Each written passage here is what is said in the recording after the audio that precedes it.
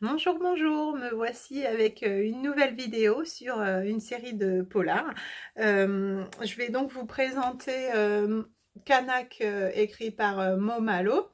Je ne sais pas du tout comment ça se prononce. Aux éditions Point. Euh, Toucher mortel de Peter James, aux éditions Pocket. Euh, 22 novembre 63 de Stephen King, aux éditions Le Livre de Poche. Et enfin, Rendez-vous avec le crime, les détectives du Yorkshire de Julia Chapman, aux éditions La Bête Noire. Alors, on va commencer avec Momalo, enfin avec Kanak, pardon, de Momalo. En fait, Momalo, c'est un écrivain qui a priori a écrit sous d'autres pseudos, d'autres styles, et moi j'ai pas trouvé qui c'était. Donc surtout, n'hésitez pas, si vous savez qui c'est, à me laisser un petit commentaire pour me le dire. Voilà, donc c'est un thriller pour moi qui est assez lent et qui se passe au Groenland. Donc ce que j'ai appris, c'est que le Groenland est une province danoise, ce que je ne savais pas du tout, qui réclame son indépendance. Mais voilà, pour moi c'était déjà un pays indépendant, donc ça je l'ai appris. Et c'est bien d'apprendre des choses. Donc Kanak, c'est l'histoire d'un policier qui a été adopté quand il était jeune parce que sa famille a été décimée. Donc sa famille qui était inuite au Groenland a été décimée quand il avait 3 ans. Par un ours a priori, et dans ce qu'on comprend dès le début, dès le prologue des premières pages. Et donc il est adopté par une famille une grande policière danoise et un écrivain. A priori, dans ce qu'on comprend dans le livre, on comprend qu'il doit y avoir une histoire assez compliquée avec son père adoptif, mais on n'en sait pas plus. Donc je pense que peut-être dans le deuxième tome, on en saura un petit peu plus. Ça brille, c'est fou. La couverture, elle est magnifique. Donc voilà, donc ça c'est la mise en place de l'histoire. Et là, on se retrouve donc, je sais plus en quelle année, mais dans les années 2018, hein, je crois que c'est 2017-2018. Et en fait, il y a des meurtres sur une plateforme pétrolière. Je sais plus où ça se passe, alors, parce qu'ils vont à Kanak dans un deuxième temps, qui se dit Hanak.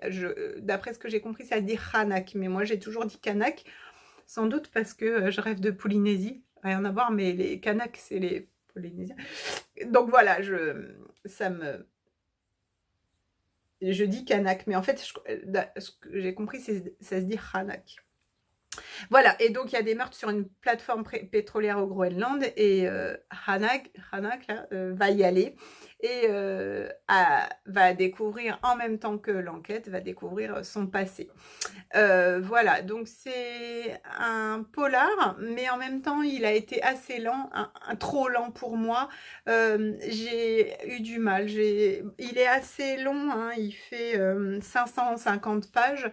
J'avoue qu'à la fin j'en avais marre, je suis allée assez vite à la fin.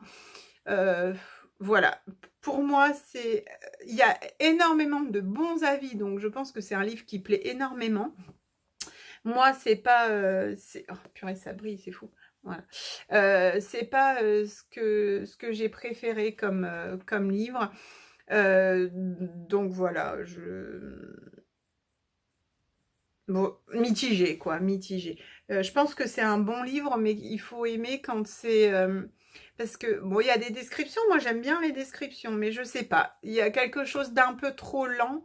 C'est peut-être dû à la neige. En même temps, moi j'adore tout ce qui se passe au soleil, dans les îles, etc. Je lis énormément sur l'Australie, j'adore la Martinique, l'Inde, etc. Donc là, forcément, on n'est pas du tout dans la même ambiance. Il y a un deuxième qui est sorti. Moi, je sais déjà que je ne le lirai pas. Mais sachez que si vous aimez, il y a un deuxième qui est sorti. Voilà, pour Kanak, Hanak, voilà. Deuxième livre. Alors, bah voilà, on repart avec Peter James, Toucher mortel. Donc c'est le troisième, celui qui me manque à lire. C'est le tout dernier sorti en poche. Donc ça y est, moi je suis à jour pour la série du commissaire Roy Grace. un livre qui est très très intéressant au niveau de la série, si vous suivez les histoires du commissaire Roy Grace, parce que à la fin du livre, on arrive à comprendre, en fait, depuis le début, la série, elle commence par le fait que la femme du commissaire est partie et on ne sait pas pourquoi, et lui, pendant tous les livres, il la recherche. Et là, on arrive à la fin à comprendre pourquoi elle est partie. Et en même temps, j'ai été un peu frustrée parce qu'il n'y a pas plus d'explications que ça. On arrive au but final. Alors du coup, je me suis demandé, est-ce que c'est la fin du commissaire, ou alors est-ce qu'on va repartir sur autre chose parce qu'il y a de quoi faire encore. Je me demandais si c'est le dernier livre ou pas. En tout cas, pour ceux qui suivent, je pense que c'est important de lire celui-là. Par contre, si vous n'en avez jamais lu, ne commencez surtout pas par celui-là parce que ça vous spoilerait tous ceux d'avant, hein, c'est évident. Donc ça, c'est pour l'histoire. Par contre, donc l'histoire du commissaire, hein, le fil rouge, on va dire. Par contre, il y a quand même une histoire à l'intérieur, et c'est l'histoire de Jodie, qui est en fait ce qu'on appelle une veuve noire, hein. C'est une fille qui épouse des hommes et qui les tue pour prendre leurs richesses. Et donc, on va comprendre, l'histoire va se dérouler autour de ça. Et ce qui est vraiment intéressant, c'est qu'on suit plein de personnages. Et puis après, on va voir comment tous les personnages se recoupent. J'ai vraiment aimé beaucoup, beaucoup ce livre-là. J'avais aimé le précédent, un petit peu moins celui d'avant. Je crois qu'on finit très bien. Quand je dis fini, j'espère que c'est pas tout à fait fini. Moi, j'ai encore envie de le retrouver, le commissaire. Mais je sais que celui d'après, celui qui vient de sortir en grand format, où il y a une maison dessus, c'est pas le commissaire. Donc j'espère qu'il y en aura d'autres après. En tout cas, voilà, celui-là, il est vraiment intéressant pour ceux qui aiment la série.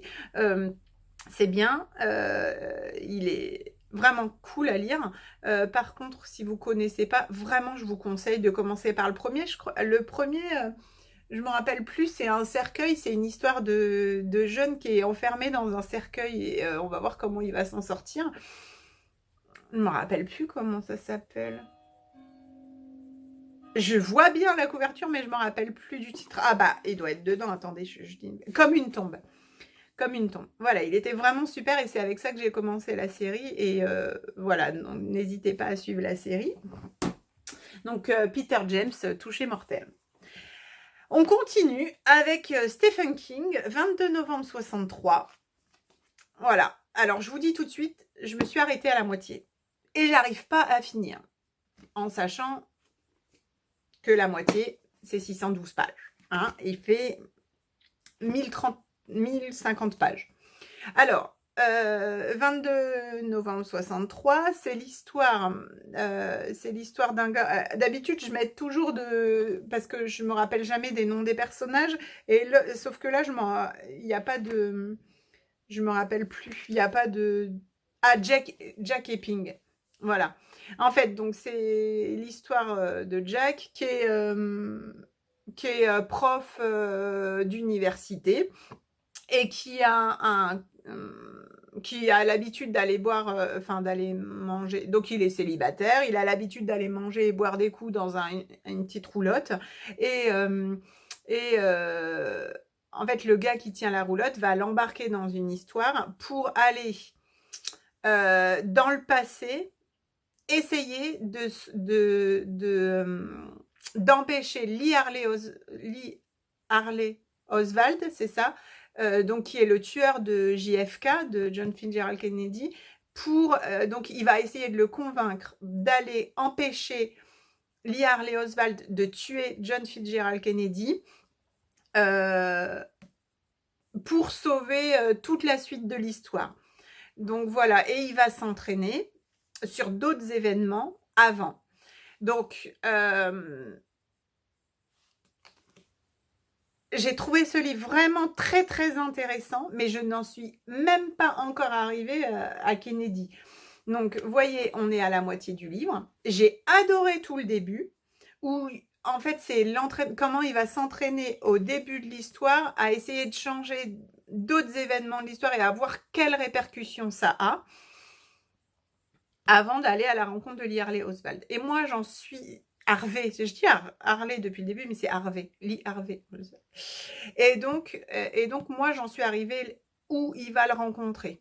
Et je me suis arrêtée, ça fait 1 mois, et j'arrive pas à le reprendre, donc je le reprendrai peut-être plus tard.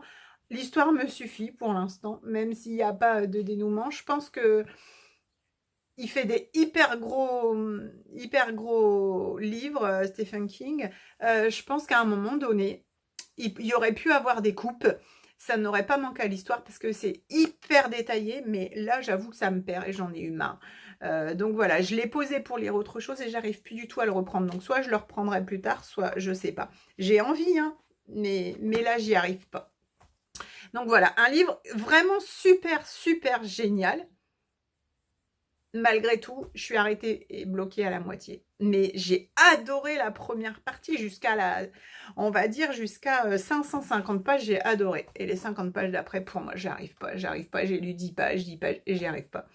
Mais je vous dirais qu'il est quand même génial. Enfin, le début, j'ai trouvé génial. Voilà. J'aurais bien aimé que ça s'arrête là et que ça soit comme des fois faire 2 tomes, ça pourrait être hyper bien. Et puis 2 tomes de 600 pages, bah, franchement, quoi, ça fait déjà 2 pavés. Voilà. Et on va passer à du plus léger. Donc, rendez-vous avec le crime, les détectives du Yorkshire. Alors, concrètement, on m'a dit que c'était dans la veine de Agatha Raisin. Et moi, un jour, j'ai essayé Agatha Raisin et j'ai pas du tout aimé. Excusez-moi, j'ai hyper soif. T'as vu Natacha, écureuil de Natacha. T'as vu ta tasse Voilà, je l'utilise, super belle. Excusez-moi, c'est du thé Kousmi tropical, thé blanc mangue passion, parfait pour l'été. Voilà. Et donc, je reviens. Donc, on n'a pas arrêté de me dire, ça, c'est dans la veine de Agatha Raisin, donc c'est super si t'aimes. Sauf que moi, j'aime pas du tout Agatha Raisin. J'aime pas. Elle m'insupporte. J'ai essayé de lire le premier. Vraiment, j'ai pas aimé. Il faut dire que je suis pas allée jusqu'au bout. Peut-être que j'aurais dû me forcer. En tout cas, vraiment, je l'ai détesté, Agatha Raisin.